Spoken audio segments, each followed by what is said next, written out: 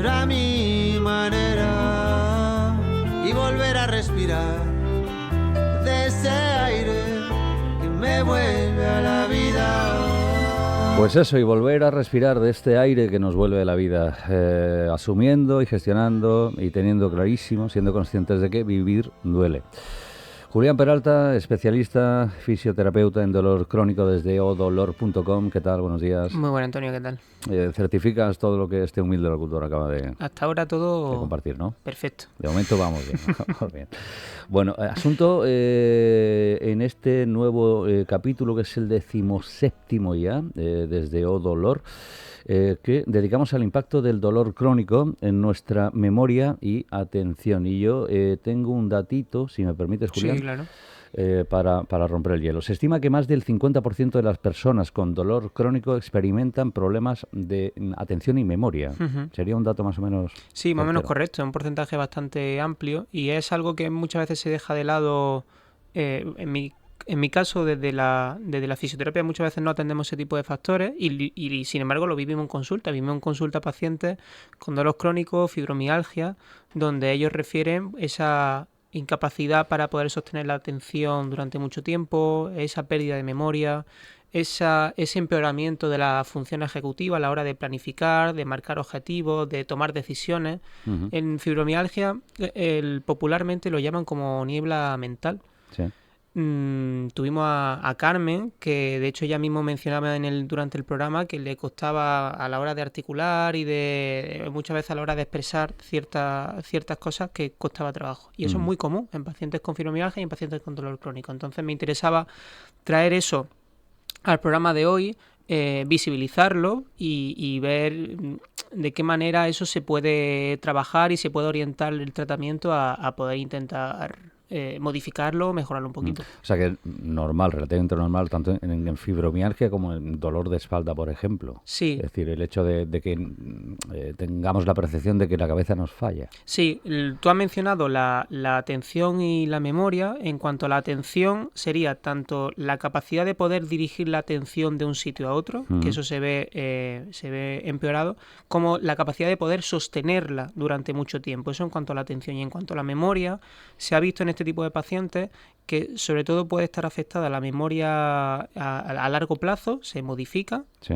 Y, es decir, la capacidad de recordar cosas bastante pasadas ya, y también la memoria de trabajo, es decir, a la hora de estar desempeñando cualquier actividad, cualquier actividad laboral, a la hora de recordar ciertos procedimientos que tengo que hacer o ciertas cosas que tengo que hacer, eso también se ve empeorado en este tipo de pacientes. Pero fíjate, esa sensación nos pasa a medida que vamos pasando páginas, la sensación es que mucho más de recordar cosas de hace un tiempecito sin padecer en principio dolor crónico, sí, que algo que hemos hecho pues hace, no sé, 2 días. Uh-huh. Sí, eso sucede ya de por sí. Sí. Pero es verdad que se ve acentuado, se agravaría más. Exacto, vale, cuando sufrimos dolor durante mucho tiempo.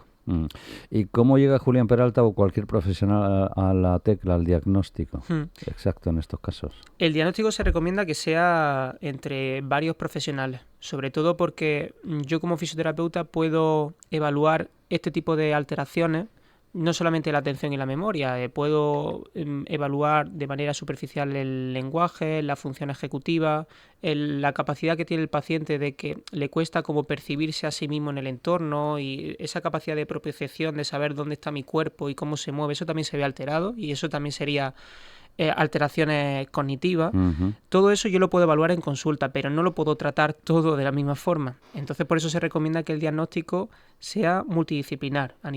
Hay cuestionarios validados que yo puedo pasar en mi consulta de fisioterapia para una serie de preguntas o de pruebas para saber cómo están esas funciones cognitivas, uh-huh, pero obviamente desde la psicología el diagnóstico puede ser mucho más completo y mucho más profundo para abordar este tipo de cosas y a nivel médico lo ideal sería que cuando el paciente acude a una consulta, bueno, en una unidad de dolor o en su médico, en su neurólogo, que puedan hacerse este tipo de pruebas también. Lo que pasa es que muchas veces no se termina de visibilizar y cuando a alguien le duele la espalda durante mucho tiempo, todas las pruebas, todo el diagnóstico, todas las preguntas van orientadas a cómo está esa espalda y muchas veces no enfocamos demasiado cerca y no abrimos la lente para poder ver cómo están esas condiciones y esos pensamientos. La sensación o el temor al dolor nos puede hacer que nuestros movimientos, por ejemplo, sean peores. Claro, a nivel de capacidad cognitiva, es decir, mi memoria se ve alterada, mi capacidad de atención se ve alterada, mi capacidad de lenguaje, de argumentar y de expresarme también se ve alterada. Al igual, y eso en parte viene no solamente por un dolor intenso, sino por todo lo que le acompaña. Todo ese miedo intenso que yo tengo ante ciertas actividades, esa evitación de esas actividades, cuando eso también está presente, todo eso cambia la forma en la que yo me muevo. Es decir, si yo estoy en un trabajo, yo trabajo aquí en la radio, como tú, y tengo un dolor desde hace mucho tiempo, y aparte de que se me olvidan las cosas, me cuesta tomar decisiones en directo mientras estoy aquí trabajando. Si aparte yo tengo miedo a estar sentado más de 5 minutos, a agacharme a coger un micrófono que se ha caído en el estudio, todo eso hace que cambie la forma en la que yo me muevo y me desempeño en este entorno en el que estamos ahora. Y lo dificulta enormemente todo eso. Me identifico en algunos momentitos, solo de una forma temporal, afortunadamente de momento, ¿no? En cuanto a mecanismos y causas, yo he hecho la tarea, tú ahora me confirmas, es cambios estructurales en el cerebro, es decir, el dolor crónico puede provocar una reducción del volumen de materia gris. Totalmente. Por ejemplo, luego la sobrecarga en cuanto a recursos mentales, es decir, nuestro cerebro está ocupado pensando y procesando sobre todo el dolor, ya nos contabas en primeros capítulos, deja por tanto menos espacio para la memoria y la atención, ¿no? Sí. Pongamos, es como si el cerebro fuese un teléfono móvil o un ordenador y de repente, desde hace mucho tiempo, hay una aplicación muy pesada que no para de funcionar y de ocupar todos los recursos de ese dispositivo. En nuestro cerebro parece ser que ocurriría algo parecido con la experiencia dolorosa. Ese dolor tan intenso, acompañado de ese sufrimiento, ocupa toda mi atención, todos mis recursos, todas mis sensaciones se ven dominadas por esa experiencia tan intensa y eso perjudica todo lo demás. Se ha visto que el dolor es capaz de cambiar mi estructura cerebral por completo. Las áreas que se activan cuando yo no tengo dolor son totalmente distintas a las que se activan cuando yo tengo dolor durante mucho tiempo. Y cuanto más tiempo se alarga ese dolor, más alteraciones hay. ¿Significa eso que es para siempre esas alteraciones? No, siempre hay una ventana abierta que se pueda revertir o se pueda modificar. Pero esa alteración a nivel cerebral, a nivel de conexiones, cada vez hay más evidencia que muestra que eso ocurre. Y luego habría te pregunto, otros factores claves vinculados, es decir, el no descansar bien, o sea, la falta del sueño de calidad. Bueno, obviamente la fatiga está ahí, pero una medicación inadecuada también podría influir. Claro, cuando estamos ante el dolor crónico, aparte de que el propio dolor o ese miedo, esas conductas y esas emociones hacen que todas esas funciones cognitivas, aprendizaje, memoria, función ejecutiva, todo eso disminuye y se altera, ¿no? Aparte de eso, está todas las consecuencias negativas que trae el dolor que a su vez también alteran las funciones cognitivas. Si yo consumo mucho opioides, mucha medicación, eso a su vez va a hacer que las capacidades cognitivas se vean disminuidas. Si a raíz del dolor intenso que tengo yo no puedo dormir bien, esa alteración del sueño, ese empeoramiento de la calidad del sueño también hace que ese aprendizaje, memoria, función ejecutiva, un círculo vicioso que se va formando. No he mirado por franjas de edad, pero las personas mayores tendrían más riesgo de padecer estos olvidos.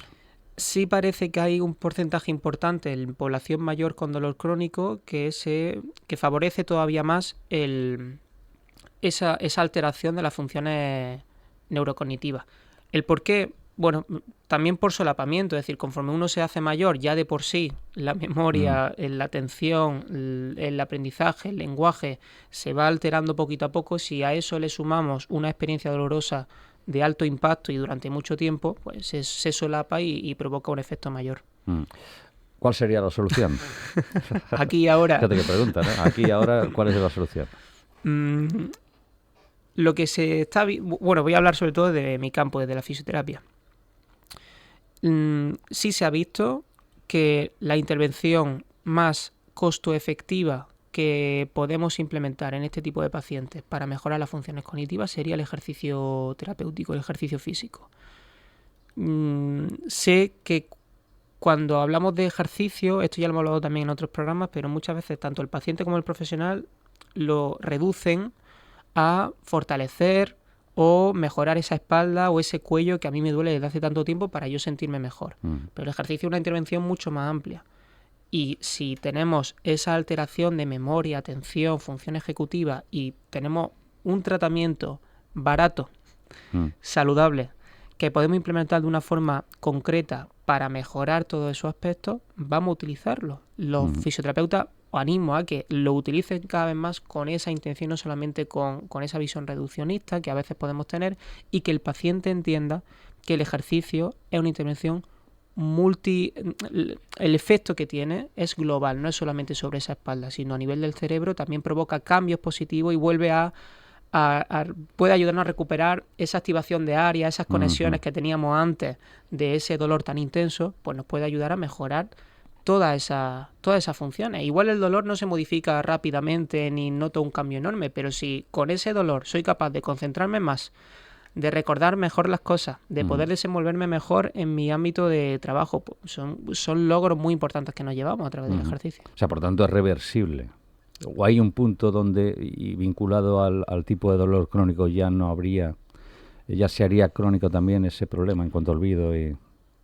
Depende del paciente. Puede haber dolores y puede haber alteraciones cognitivas que son complicadas de modificar. Pero a mí me gusta siempre decir que no nos pongamos en ese escenario de primera, sino y que pensemos que esos cambios antes no los teníamos y ahora sí. Es decir, ha habido un cambio, una plasticidad cerebral que ha cambiado y ha provocado todo eso que no nos gusta nada. Bueno, pues al igual que esos cambios negativos se han producido, vamos a tener la esperanza de que podemos intervenir y podemos provocar algún efecto positivo, es decir, podemos cambiar un poco la balanza. No sabemos hasta qué punto, depende del paciente y del dolor, pero vamos a intentarlo.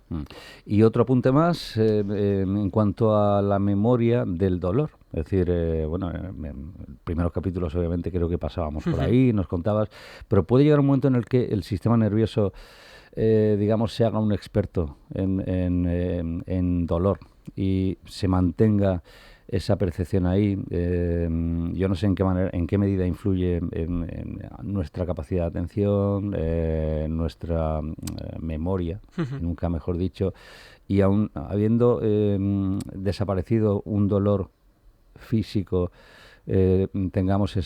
sigamos teniendo esa percepción y esos problemas. Es decir, o esta pregunta no procede. Procede totalmente. Sí.